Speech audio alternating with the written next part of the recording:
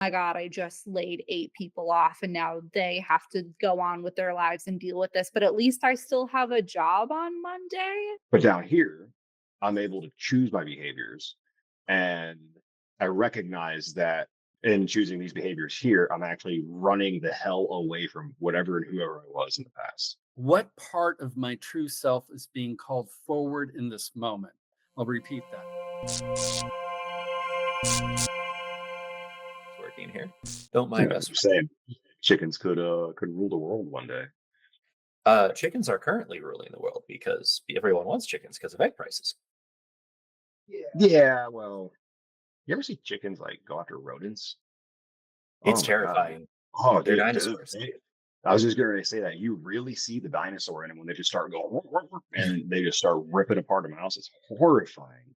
I don't know if Sorry. any of you saw the they took a model of the T-Rex, what we think of it, like Jurassic Park style, and they like kind of fluffed it out to be more like a chicken. It was a big fluffy thing. It looks like a giant finch. But when they actually like simulated it moving and what it would have sounded like, that was the most terrifying thing I've ever seen. Oh my God. Yeah, like imagine big giant cute finch that wants to devour you. It Oh was life changing. no. Yeah, I've seen Fern Gully. I know how this works. Ends in a horrible way. Speaking of things that end in a horrible way, hello and welcome to the Unemployable Life. I am the assistant to the regional co-host, Colin, and I'm joined by my co-host here, Charles. Co-host. Oh, I guess the rumors are true. I do go both ways. And we're also joined by Caitlin. Say hi. Hello. I'm usually behind the scenes of Employable Life, but here I am today. Yes, we dug you out of the trench just for this one. Yep. And also Still Frank. dirty. Hello. So we're going to do a bit of a special one. Frank is joining us today because Frank actually has some. Well, Frank, explain how you do what you do because it's magic to me. Let's see. So I've been a life coach for about 20 years, even though life coach isn't the best terminology for really what I do. I trained with two amazing psychologists, Gay and Katie Hendricks, best-selling authors. So I've been coaching people um, all walks of life and supporting them with connecting to an old belief or an old pattern that has kept them stuck. And so we dig in and we try to unhook that and free them up. Oh, God, I love it. And that's such a perfect segue into our topic today, which is diving straight into the lovely, lovely world of work related trauma that still follows you to this day. Of which I believe, Caitlin, you have a story to share. I do. So I had some pretty severe work trauma that I didn't even know was the core of what I was dealing with. I just went through a really bad work experience and just realized that I was really messed up and needed to talk to someone just in general. And then it kind of spiraled into this, you have some work trauma that we need to talk through. And the event that kind of spurred everything was I was pulled into a meeting with the CEO and the CFO one Friday morning, very ambiguous meeting. And I was told that on Monday, I would have to go in and fire my entire team of 8. And this was the week of Thanksgiving. Just to Oh, talk oh, oh, oh, I was going to ask how your weekend went to be sarcastic, but the salt in the the turkey wound. yeah, the next week was Thanksgiving, I Oh, the should. next week. Okay, okay. So I had to lay off 8 people the week of Thanksgiving, basically. And I was told that this was a consequence of being in senior management, which was the first time that I was ever told that I was part of senior management, and the last time I was ever told I was in senior Surprise. management.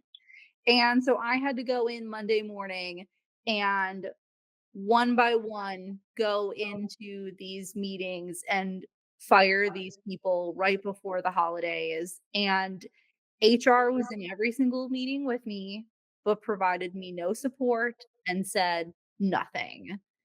And I was so, like, disturbed by the end of the week. I skipped my own Thanksgiving. I did not go see I just stayed in bed at home because I couldn't fathom facing family and telling them what I had done that week to other people.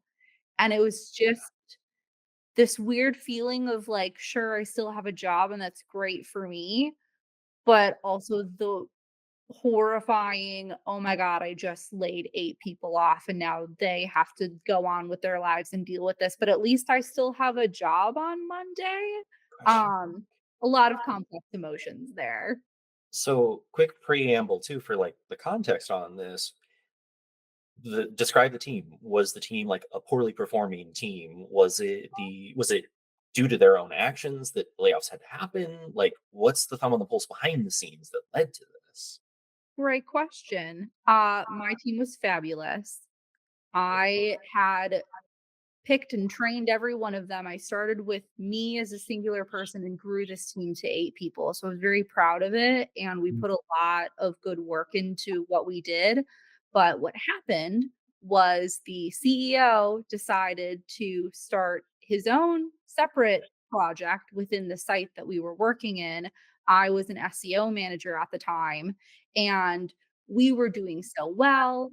We were on the first page, like, things were great, and then it plummeted because they had set up separate pages and completely, like, dive bombed the site, and so we lost a ton of revenue, and we were blacklisted by Google for however long. So it wasn't a performance issue, it was the issue of someone else. Wow. Dear God. How long ago was this? 2 years ago? Maybe a little longer than 2 years. And so what was the most traumatic part of it? Maybe there's multiple layers to it, but what was the most traumatic at that time? And then what are you still connected to? So at the time, I mean, like, I didn't get through a single firing session without crying, and so that was horrible to sit in front of 8 separate people and just start crying all over again as I'm trying to tell them things. And there's just kind of like an embarrassment, I think, that comes with crying at work.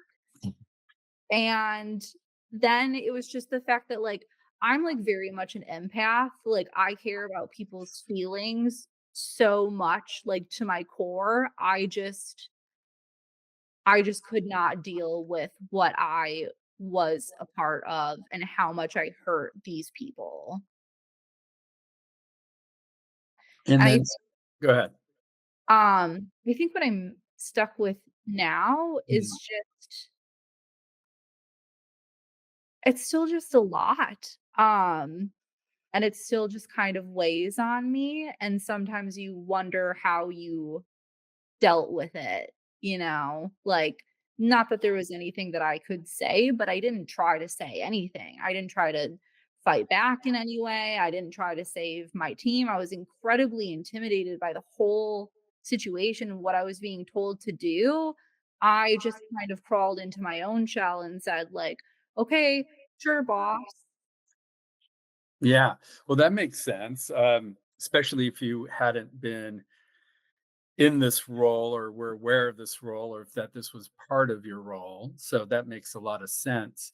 But you did bring up something. So this is a good, I think a good segue, which is,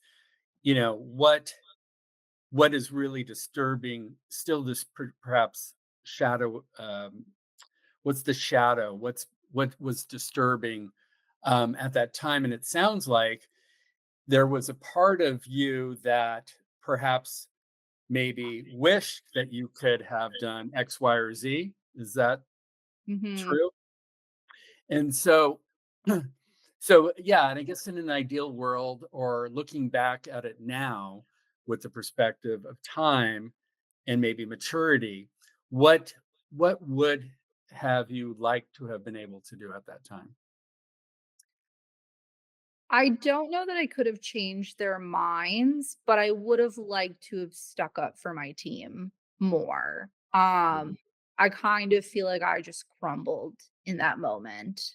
Yeah, yeah, that makes sense. So a lot of times with traumas or any experience is we there may be something that we would a muscle that we would have liked to have developed or been able to prepare for or speak up, right? Stand up or speak up. And maybe we haven't, like I said, exercised that muscle. So with these things that come up, um, now you have an opportunity to learn from that time and prepare for situations like that. Um, I would imagine, can you think of another time that you had a similar feeling to what you felt? Forget about the circumstance, but a feeling, whether it's powerless or stuck or without a voice. Any other times that you can think of? Um, I mean, I definitely can. I Not feel that you have to not that you have to name it, but is it a oh, familiar feeling? oh, absolutely. Yeah. So one of the things, and it's funny how we landed here so quickly. Um, so one of the things I ask is, how is this familiar? So it could be any kind of situation, and we may never have thought of it, and sometimes we're connected to it if it's something that is recurring and we're connected to it. But a lot of people that haven't done a lot of work may not even have put it together. So um, we could probably trace this back, and it's not necessarily to do it in this session here, but I think we can outline the process that I would recommend in these situations. And so, what I typically ask is, how is this familiar? Can you think of a time, the earliest time that this feeling came up?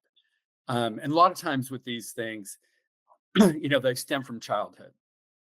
And we learn, we may learn something like it's not safe for me to have a voice. It's not safe for me to speak up. It's not safe for me to stand up. Maybe it's with a parent or any caretaker. So this kind of pattern gets developed at a young age. And so we learn to do what what keeps us alive, what keeps us surviving as a child. And this is why in certain families there may be a child that acts out, and then another child that hides and hides in the corner and tries not to be seen, right? So we learn, we adapt to the environment in any way that we can for survival, especially as a child. It's our reptilian brain that is controlling how we act. And so what happens a lot of time is these actions and behaviors and feelings get cross wired with the situation, meaning for survival, I've learned to act a certain way. Like I said, with somebody, maybe for survival, I've learned to not have a voice. Mhm. Survival, I've learned that I've got to act out because that's the only way I learned to get attention. So a lot of times, people, I've worked with, they'll say, "Oh my gosh, I can't believe this is still with me. I can't believe I haven't been able to change this. I can't believe I'm still stuck here and that." And I tell them, "No, your system, your body, your whole being is set up for survival." And so you're trying subconsciously, you're protecting yourself from death because uncoupling the survival of acting a certain way to the reptilian brain will seem like death. Does that make sense? So stopping an action behavior that's tied to your survival, if you choose to break that, well, subconsciously that will feel like death. So this is why it can be so difficult to make change in our lives. But once you have that understanding, it's completely normal. I mean, your system is working perfectly because it wants to keep you alive. And so what we learn is that at that time, that was the best that we could do. We had to act in certain ways.